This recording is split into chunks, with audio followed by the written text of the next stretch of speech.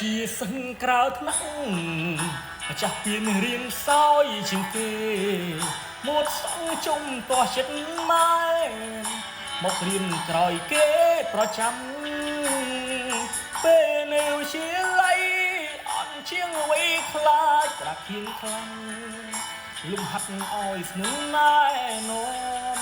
តើអូននៅចាំបានទេថ្លៃប្រឡងមិនជប់ក្រសោបចិត្តចូលសិល្បៈធ្វើការជួយចិត្តអាម៉ាស់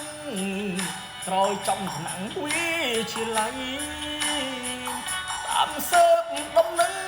ស្រង់ប្រលឹងទៅនឹងហារតីចង់ឲ្យដូចដើមជាថ្មីរៀនឬថ្លៃឡើងថ្លៃវិញ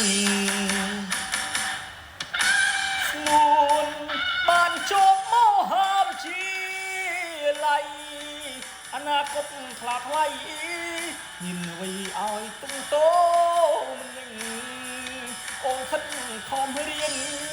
ក្នុងថ្នាក់រៀនស្ទើរមិនចេញ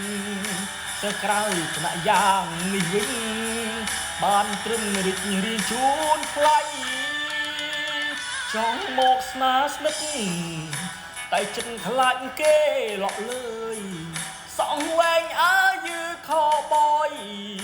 ខុសឆ្ងាយពីមិត្តថ្មីស្រីព្រៀបធៀបរួចហើយខ្លួនខ្ញុំអើយមិនសមនឹងស្រីបានត្រឹមផ្ញើពាក្យពរជ័យពីមួយថ្លៃអ្នករៀនក្រៅថ្នាក់